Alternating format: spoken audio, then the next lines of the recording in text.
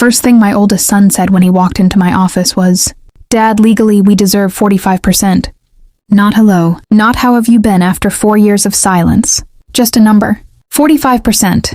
The conference room smelled faintly of cedar and fresh paint. Rain tapped softly against the floor-to-ceiling windows behind me, blurring the city lights into streaks of silver. My 5 children sat across from me in tailored coats and expensive watches, pretending they weren't nervous, pretending they hadn't once left me sleeping in a borrowed pickup truck behind a construction site. I studied them quietly. Emma kept checking her phone like she was late for something important. Daniel avoided eye contact entirely. The twins whispered to each other when they thought I wasn't looking. And Michael, the one who used to call me his hero, sat at the center of the table, with a lawyer beside him. A lawyer. After everything I had sold for them, my house, my retirement, my pride, I remembered the sound of my wife, crying the night I emptied the last investment account to clear, Daniel's gambling debt. I remembered Emma swearing she'd pay me back after medical school. Michael promising, "We'll take care of you when things settle down." But people say many things when they need rescuing. Then one winter morning, after the money was gone and the creditors stopped calling them, my children sat me down in my own kitchen and explained, with rehearsed politeness, that it was time for me to find somewhere else to stay. They said I brought stress into the house. 3 weeks after I left, they stopped answering my calls. And now, after 4 years of silence, they had found me again. Not because they missed me, because they heard I had rebuilt Weston Industrial from nothing, because they smelled money. My name is Richard Weston, and for most of my life, I believed being a good father meant saying yes before anyone even had to ask. I built Weston Industrial from a single welding truck when I was 28 years old. Long days, burned hands, steel dust in my lungs. By 50, the company employed over 200 people across 3 states. My wife, Helen, used to joke that I loved blueprints more than sleep, but everything I built eventually became invisible to my children. They grew up comfortable enough to mistake stability for something permanent, like electricity or running water. Emma wanted private universities. Daniel crashed 2 cars before turning 23. The twins started businesses that never survived a year. Michael bounced between careers while insisting he was finding himself. And every time one of them failed, I stepped in quietly before consequences could reach them. Paid debts before collectors called, covered mortgages before banks sent notices, solved disasters before they became lessons. At first they thanked me, then they expected it. Eventually they spoke about my sacrifices the way people talk about weather, something always there, something barely noticed until it disappears. The hardest part wasn't losing the money. It was realizing my children only saw me clearly when they needed something rescued. The change happened so gradually that I almost convinced myself I imagined it. It started with little things. Conversations stopping when I entered the room. Birthday dinners scheduled without asking if I was free. My suggestions met with polite smiles that carried the sharpness of dismissal. The kind people use with someone they've already decided is outdated. One Thanksgiving, I spent 6 hours cooking while my children sat around the island scrolling through their phones.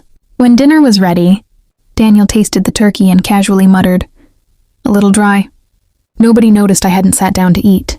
Emma began introducing me to colleagues as my father, retired now, even though I was still working. 16-hour days trying to hold together the pieces of everyone else's financial disasters. Michael once sighed loudly when I asked him to contribute toward utilities after moving. "Back home for the 3rd time. You know you have money," he said, staring at the television instead of me. Not had, have. Like I existed as a resource, not a person. The worst moments were always quiet ones. The exchanged glances when I talked too long. The impatience in their voices when I repeated myself. The subtle embarrassment whenever my construction boots scraped against the polished floors of the lives I had paid for. By the time the company finally collapsed under the weight of their debts, I think they had already stopped seeing me as their father at all. The night everything changed, it was snowing hard enough to erase the road lines. I was sitting inside my truck outside a construction site in Dayton, hands wrapped around a paper cup of burnt coffee that had already gone cold. My knees ached from carrying drywall all day. At 62 years old, I was taking orders from men young enough to be my sons. And for the first time in my life, nobody needed me. No emergency calls. No overdue payments. No apologies disguised as gratitude. Just silence. I remember staring at my reflection in the windshield.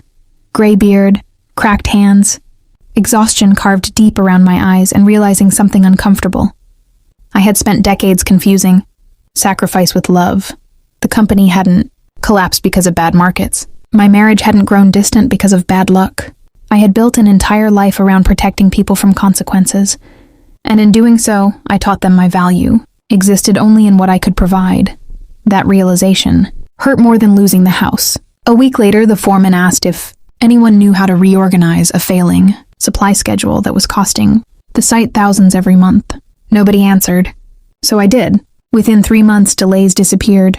Within a year, I was managing operations, and for the first time in decades, every dollar I earned stayed exactly where it belonged. I rebuilt my life the same way I built my first company. Quietly, carefully, and without announcing anything before it was finished. Construction taught me something valuable during those 4 years. People overlook workers in reflective vests. They speak freely around them. Investors, suppliers, developers, they all assume a man carrying blueprints, instead of wearing cufflinks, has already lost whatever mattered. I stopped correcting them. While managing operations for the construction firm, I began repairing broken supplier relationships. I still understood better than anyone else in the industry. Most companies were obsessed with rapid expansion. I focused on reliability, deliver on time, pay early, never promise what cannot be finished. Simple things become rare when greed enters a room. By the 3rd year, former clients from Weston Industrial started contacting me privately, not out of pity, because they trusted me. So I formed a new company under a different name. No family shareholders, no personal guarantees. Every contract reviewed by attorneys before signing. Every asset protected inside layered holding companies and irrevocable trusts. I learned more about corporate law at 63 than I had at 40. Experience makes caution easier. When the new company finally became profitable, I bought back one of my old warehouses through an intermediary firm. Nobody noticed the connection at first, but success leaves footprints. Eventually, someone told my children I was wealthy again, and suddenly, after 4 years of silence, every one of them remembered my phone number. They arrived together without warning, as if time had never passed. I was in the top-floor office of the warehouse when my assistant announced them. 5 names spoken in a single breath, like an old memory being dusted off. I didn't rush. I finished reading the contract in front of me, signed the last page, and placed the pen down carefully. Only then did I allow them in. They walked into the room differently than I remembered. Not children anymore, professionals, polished, rehearsed, but their eyes gave them away. They had come expecting access, not resistance. Michael spoke first, softening his voice like he was entering a negotiation. "Dad, we heard about the company. We think it's only fair we're involved. 45% like partners. No apology, no acknowledgement of the years between us. Just the same number from before, as if nothing had changed except the scale of the opportunity." Stood slowly and walked to the glass wall, overlooking the yard. Trucks moved like quiet certainty below. Men worked without hesitation. No chaos, no dependency. Emma stepped closer. "We're your family," she said, as if it was leverage. I turned back to them. For a moment I saw it clearly, not anger, not sadness, but entitlement shaped over years of unchallenged comfort. I nodded once. Then I said the sentence I had rehearsed in silence long before they arrived. "You're not on the ownership structure anymore." The room didn't react immediately. It took a second for the meaning to land, and when it did, something in their expressions broke, quietly, completely, like glass realizing it had already been shattered long before the impact. No one raised their voice. That was the strangest part. Daniel tried to laugh first, a short, disbelieving sound that died halfway out of his throat. Michael looked at the contract again, as if the words might rearrange themselves under pressure. Emma's confidence slipped into something closer to confusion, then irritation, like she had encountered a rule she believed didn't apply to her. The twins said nothing at all. They just stared at me the way people look at a door that used to open automatically, and no longer does. Reputation moves faster than family ever does. Within days, I heard fragments of what followed. Lawyers they hired couldn't find leverage. Business partners they contacted stopped returning calls once ownership. Records became clear. The version of me they had built in their minds, predictable, accessible, forgiving, didn't match the man who now signed contracts behind legal walls they couldn't cross. But the part that stayed with me wasn't their frustration. It was the absence of anger in me. I didn't feel victorious. I didn't feel cruel. Just final. For years I had confused being needed with being respected. Now I understood the difference.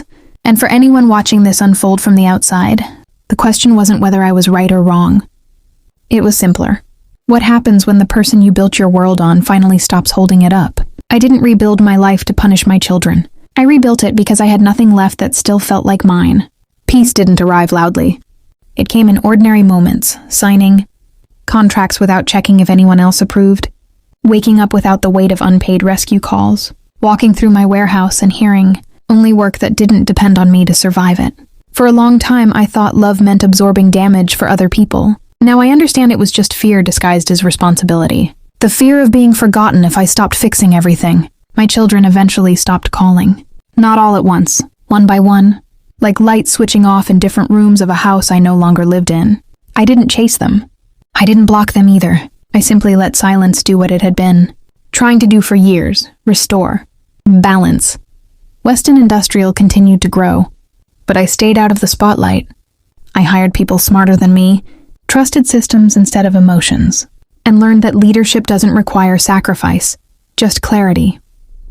Sometimes, late in the evening, I still think about who I was before everything collapsed. Not with regret, but with distance. I gave everything I had to be remembered. And in the end, I finally understood. Being remembered was never the same as being valued.